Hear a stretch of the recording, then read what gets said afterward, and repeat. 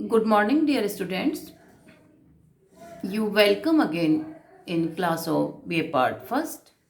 BA Part First की इस class में हम स्वामी दयानंद सरस्वती के राजनीतिक विचारों का पिछली क्लास में अध्ययन कर रहे थे, जिसमें उन्होंने बहुत सी बातें कल्याणकारी राज्य की अवधारणा, राज्य पर वेदों की प्रमुखता और राज्य को कल्याणकारी स्वरूप में व्यक्ति के जीवन के सभी क्षेत्रों में उसे आवश्यक वातावरण और सुविधाएं उपलब्ध करवानी चाहिए।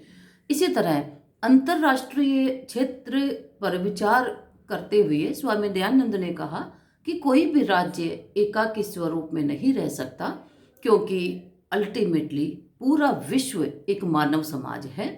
भौगोलिक दीवारें भले ही हमें अलग अलग सांस्कृतिक परंपराएं, रहन सहन, खान पान में विभाजित करती हों, लेकिन मानव मात्र और उसके मानवीय मूल्य वो सभी जगह एक समान है और प्रत्येक व्यक्ति पूरे विश्व समाज का एक अंश है। इसी तर्ज पर उन्होंने कहा कि अंतर्राष्ट्रीय क्षेत्र में राज्यों को आपसी सौहार्द और समन्वय की प्रवृत्ति डेवलप करनी चाहिए, जिससे युद्ध जैसी प्रवृत्ति खत्म हो, और युद्ध जैसी प्रवृत्ति खत्म होगी तो आपसी विद्वेष खत्म होंगे और राज्यों को अपनी सुरक्षा संबंधी जो राशि खर्च होती है उसे विकास और कल्याण के कार्यों पर लगाया जा सकेगा। इसी तरह उन्होंने दूत व्यवस्था और गुप्तचर व्यवस्था पर भी प्रकाश डाला। दूसरे राष्ट्रों में हर एक राष्ट्र को अपना संदेश पहुंचाने या वहां का संदेश पाने के लिए दूतों की व्यवस्था की जाती है, जिनके द्वारा ये आपसी सौहार्द या अन्य जो भी सूचनाएं हैं इनके माध्यम से दूसरे राष्ट्रों तक पहुंचाते हैं। दूत व्यवस्था का महत्व प्राचीन काल से ही चला आ रहा है। स्वामी दयानंद सरस्वती ने भी इसकी महत्ता समझी, क्योंकि कई बार यदि दो शासकों या विभिन्न शासकों के बीच किसी भी प्रकार की यदि गलतफहमी उत्पन्न हो जाती है तो उसे दूर करने के लिए दूतों के माध्यम से ही शासक और राजा अपना संदेश पहुंचाते हैं, और सही समय पर ये संदेश पहुंच जाता है तो कई प्रकार के अनर्थ और अनहोनी को रोका जा सकता है।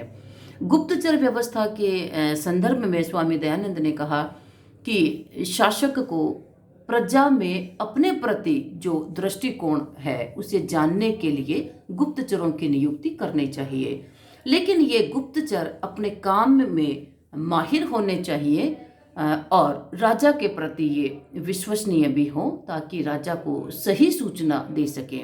ऐसा नहीं है कि जनता के प्रति राजा के मन में झूठी कोई बातें भर दी जाए और शासक प्रजा के प्रति नाराज हो जाए। ऐसे गुप्तचर नहीं होने चाहिए, क्योंकि राजा को जनता की जब तक वो मानसिकता नहीं समझेगा तब तक वो उनके हित में न कानून बना सकता है, न और कल्याणकारी कार्य और योजनाओं का निर्माण कर सकता है। तो गुप्तचरों के माध्यम से ही शासक को जनता के मानस का, उनकी मानवीय आवश्यकताओं का, उनकी अन्य सभी प्रकार की आवश्यकताओं का जो भी वो राजा से अपेक्षा करते हैं उन्हीं के माध्यम से पता चलता है। और युद्ध की आचार संहिता पर बल स्वामी दयानंद सरस्वती ने हालांकि वसुधैव कुटुंबकम और विश्व शांति की बातें कही है कि युद्ध को जहाँ तक हो सके रोका जाना चाहिए। युद्ध नहीं हो तो ये जो मानवीय समाज जो है, विश्व समाज है, इसका अस्तित्व बना रहेगा। लेकिन फिर भी यदि युद्ध होते हैं, क्योंकि अब तक इतिहास को यदि हम देखते हैं तो युद्ध हमेशा छोटे या बड़े रूप में किसी न किसी जगह पर होते आए हैं। युद्ध कभी भी इतिहास से खत्म नहीं हुए हैं। तो युद्धों की भी एक आचार संहिता होनी चाहिए। जिस तरह से कौटिल्य ने और शुक्र ने, इन्होंने भी युद्ध की एक आचार संहिता दी है कि निहत्थे पर कभी भी वार नहीं किया जाए और युद्ध में पूरे धार्मिक नैतिक मूल्यों का पालन किया जाना चाहिए। यदि कोई राजा युद्ध में अपने आप को सरेंडर कर देता है तो उसके प्राण नहीं लिए जाने चाहिए, बल्कि उसे जीवन दान दे दिया जाना चाहिए। और पराजित राजा के प्रति भी बहुत बुरा व्यवहार नहीं करना चाहिए, उसके साथ एक मानवोचित उत्तम व्यवहार किया जाना चाहिए।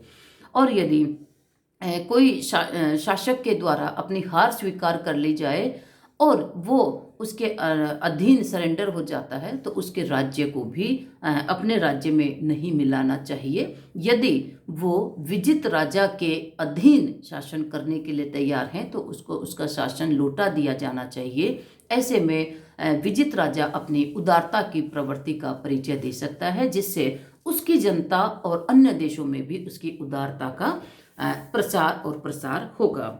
इसी के साथ हम देखते हैं स्वामी दयानंद सरस्वती के राष्ट्रवाद संबंधी विचार। दयानंद सरस्वती केवल धार्मिक और सामाजिक क्षेत्र में ही अपने विचार प्रकट करने वाले सुधारक के रूप में नहीं जाने जाते हैं। उन्हें स्वतंत्रता आंदोलन में जिस तरह से स्वतंत्रता सेनानियों ने योगदान दिया है, उसी तरह का योगदान दयानंद सरस्वती के द्वारा दिया गया है। उन्होंने ही सर्वप्रथम ये कहा था कि विदेशी सरकार कितनी भी अच्छी हो, लेकिन वो स्वदेशी सरकार से कभी भी अच्छी नहीं हो सकती है। और भारत राष्ट्र भारतीयों के लिए है। हमें सबसे पहले ब्रिटिश सरकार को यहाँ से भगाने का प्रयत्न करना चाहिए। दयानंद सरस्वती ने राष्ट्रीय जागरण के लिए लोगों में चेतना जागृत की, भारतीय संस्कृति और सभ्यता की महानता का बखान कर यहाँ के लोगों में अपने राष्ट्र के प्रति एक गौरव की अनुभूति उन्होंने कराई और राष्ट्रीय स्वतंत्रता के लिए लोगों को प्रेरित किया। दयानंद ने अपने साहित्य, अपनी वाणी से घूम घूम कर लोगों को आज़ादी की जंग लड़ने के लिए, आज़ादी प्राप्त करने के लिए प्रयत्न करने की प्रेरणा दी। उनका जो समय था ब्रिटिश शासन के समय, उन्हें गुप्त क्रांतिकारी संगठनों से साठगांठ करने वाला साधु भी कहा जाता था। और दयानंद की वार्ताओं को सुनकर एक बार नॉर्थ ब्रुक ने उन्हें राजद्रोही सन्यासी, राजद्रोही संत कहा था। उनके राष्ट्रवाद संबंधी जो विचार हैं, ये प्रमुख विचार हैं। उनका राष्ट्रवाद धार्मिक और आध्यात्मिक राष्ट्रवाद था। उन्होंने राष्ट्रवाद की वकालत धार्मिक आधार पर शुरू की। उन्होंने वेदों की महत्ता स्थापित की और वेदों की महत्ता के आधार पर भारत की महत्ता को पूरे विश्व में प्रमाणित करने का, प्रतिष्ठापित करने का प्रयत्न किया। उन्होंने ये कहा कि भारत विश्व गुरु रह चुका है और यहाँ की ऐसी समृद्ध विरासत, यहाँ की समृद्ध परंपराएं, समृद्ध सभ्यता, समृद्ध संस्कृति है। ऐसे समृद्ध देश के हम नागरिक हैं, ये हमें गौरव की अनुभूति कराता है। और इस गौरव के साथ ही हमें ऐसे समृद्ध देश को ब्रिटिश दासता से स्वतंत्रता प्राप्त करने की मुहिम और तेज करनी चाहिए और कैसे भी अंग्रेजों को यहाँ से भगाया जाना चाहिए। सामाजिक उत्थान का समर्थन, भारत की जो जातिवादी दास्ता या जातिवादी जो जड़ें थी, उनको हिलाने का पहला काम स्वामी दयानंद सरस्वती ने किया। उन्होंने कहा कि वर्ण व्यवस्था जो वेदों में वर्णित है वो कर्म के आधार पर स्वीकार्य है, लेकिन जन्म के आधार पर ये स्वीकार्य नहीं है। जैसे कि रफीक जकारिया ने अपने उसमें कहा कि भारत की दुखद फूट को समाप्त करने के लिए तथा सामाजिक दृष्टि से देश को एकता के सूत्र में बांधने के लिए स्वामी दयानंद जातियों और सामाजिक वर्गों के भेदभाव को खत्म करना चाहते थे। क्योंकि जब भारत में जातिगत दीवारें खत्म होगी तो मानवों के बीच आपसी जो सौहार्दपूर्ण संबंध बनेंगे और जो राष्ट्रीय एकता उत्पन्न होगी, उसके आधार पर भारत अपनी आज़ादी को और जल्दी प्राप्त कर पाएगा। क्योंकि दयानंद ने ये कहा था कि विदेशी जो शासक है, उन्होंने देश को फूट डालो और राज करो की नीति के तहत ही अपना वो चक्र चला रखा है और लोगों को पराधीन बनाए रखने की उनकी अपनी मुहिम है। दयानंद सरस्वती ने विदेशी शासकों की इस कुदृष्टि या उनकी जो ये चालें हैं, जिसके माध्यम से उन्होंने अपना शासन यहाँ पर सुदृढ़ कर लिया, यहाँ के लोगों को जागृत करने का प्रयत्न किया। आधुनिक हिंदू समाज के संगठन में उनकी जो प्रवृत्ति दिख पड़ती है, जो एकता की प्रवृत्ति दिख पड़ती है, उसके प्रवर्तक स्वामी दयानंद सरस्वती को कहा जा सकता है। उन्होंने समाज में जो कर्मकांड, अंधविश्वास हैं, उनको खत्म करने की प्रेरणा दी और शिक्षा के प्रति उन्होंने जागृति उत्पन्न की। महिलाओं से संबंधित जो कुरीतियां हैं उन कुरीतियों को खत्म करने की मुहिम उन्होंने चलाई। तो ये उनके राष्ट्रवाद से संबंधित महत्वपूर्ण बातें हैं। इसी तरह ऐतिहासिक आधार पर राष्ट्रीय गौरव और स्वाभिमान का समर्थन, उन्होंने इस देश की जो प्राचीन काल से चली आ रही प्रतिष्ठा है उसे जागृत कर लोगों को ये समझाने का प्रयास किया कि वो किस देश के नागरिक हैं। इस देश की जो महान थाती विरासत है उसे उन्हें पुनः प्राप्त करने का प्रयास करना चाहिए और भारत को अपनी विश्व गुरु की पुनः वापसी, उन्हें वो प्रतिष्ठा पुनः मिलनी चाहिए। स्वराज्य की तीव्र आकांक्षा की अभिव्यक्ति, स्वामी दयानंद ने कहा था भारत भारतीयों के लिए ये उनके राष्ट्रवाद का बहुत बड़ा प्रमाण है। और ये एनी बेसेंट ने उनके लिए कहा था कि स्वामी दयानंद सरस्वती पहले व्यक्ति थे जिन्होंने ये कहा था कि भारत भारतीयों के लिए है। इसी तरह तिलक ने भी कहा कि दयानंद स्वराज्य के प्रथम संदेशवाहक थे। उन्होंने स्वराज्य की बात कही। उन्होंने कहा कि व्यक्ति तभी स्वतंत्र हो सकता है जबकि राष्ट्र स्वतंत्र होगा।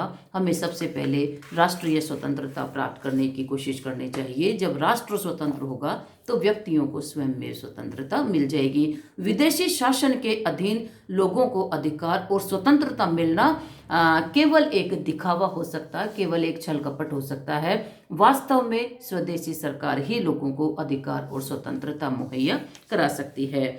स्वदेशी की बहुआयामी धारणा का विकास, स्वामी दयानंद सरस्वती ने कहा कि विदेशी जो ब्रिटिश सरकार है वो यहाँ पर अपने उत्पादों को लाकर, मशीनीकृत उत्पादों को यहाँ लाकर बहुत ऊंची कीमत में बेचती है और यहाँ का जो धन है वो ब्रिटेन में ले जाती है। यहाँ पर गरीबी और बेरोजगारी यहाँ की एक प्रवृत्ति बन चुकी है। दयानंद ने कहा कि स्वदेशी को अपनाया जाए। सबसे पहले विदेशी शासन के बजाय विदेशी शासन, विदेशी सामानों का बहिष्कार किया जाए। विदेशी सामानों का बहिष्कार किया जाएगा तो हम स्वदेशी सामान उत्पादन करने के लिए प्रेरित होंगे। हमारे यहाँ पर लोगों को रोजगार मिलेगा, रोजगार मिलेगा, यहाँ पर गरीबी कम होगी और ब्रिटिश सरकार यहाँ का धन ब्रिटेन में नहीं ले जा पाएगी। तो हमें स्वदेशी के लिए प्रयत्न करना चाहिए। विदेशी सामानों, विदेशी संस्कारों, विदेशी हर चीज का बहिष्कार करना चाहिए और अल्टीमेटली इन चीज़ों के बाद हम विदेशी शासन का भी बहिष्कार कर पाएंगे।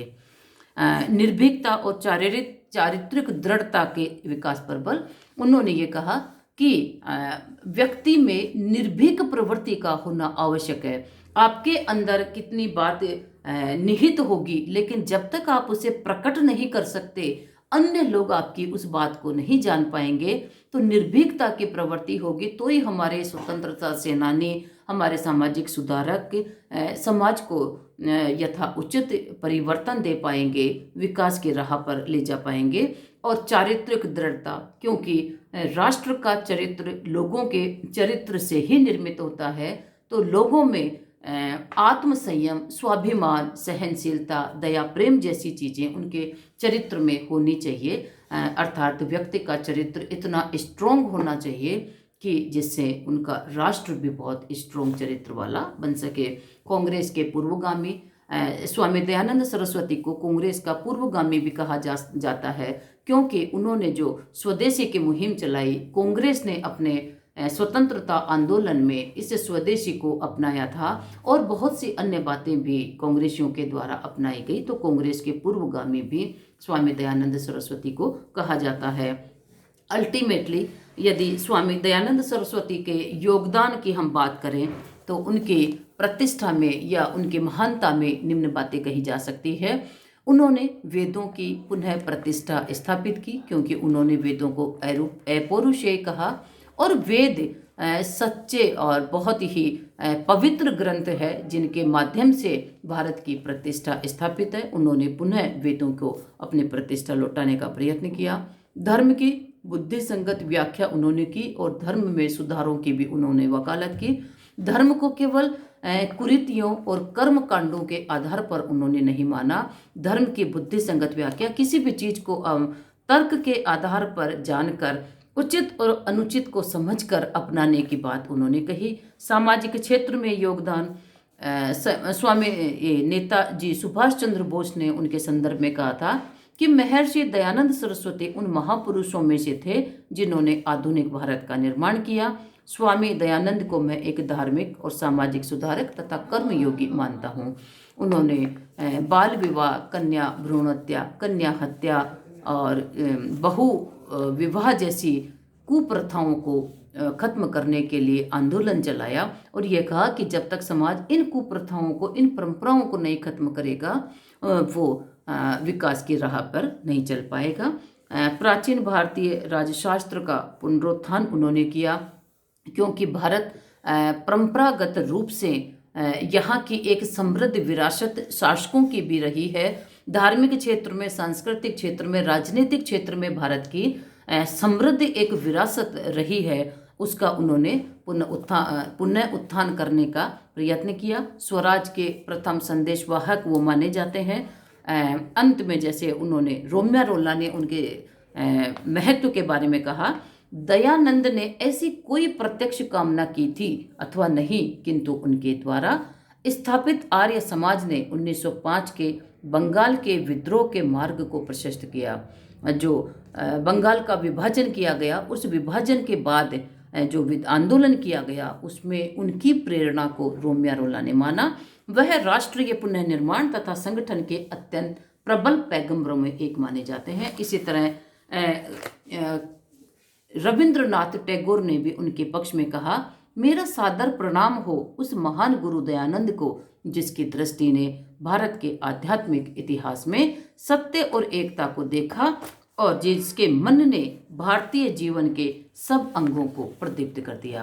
अर्थात विश्व स्तर पर भारत की प्रतिष्ठा को पुनः स्थापित करने के लिए दयानंद सरस्वती ने योगदान दिया और भारतीयों में भारतीय संस्कृति के प्रति उनमें गौरव की भावना की अनुभूति जगाने का भी उन्होंने कार्य किया। वेदों की प्रतिष्ठा उन्होंने स्थापित की। तो दयानंद सरस्वती महत्वपूर्ण समाज सुधारक, धर्म सुधारक और राष्ट्रवादी के रूप में जाने जाते हैं। आज की क्लास इतनी ही। अगले क्लास में हम किसी अन्य थिंकर का अध्ययन करेंगे और मैंने PDF में भी ये उसमें डाल दिया है, आप ग्रुप पर उन्हें देख सकते हैं और कोई भी आपकी क्वेरी हो तो आप क्वेश्चन भी कर सकते हैं। Okay, thank you, all the best.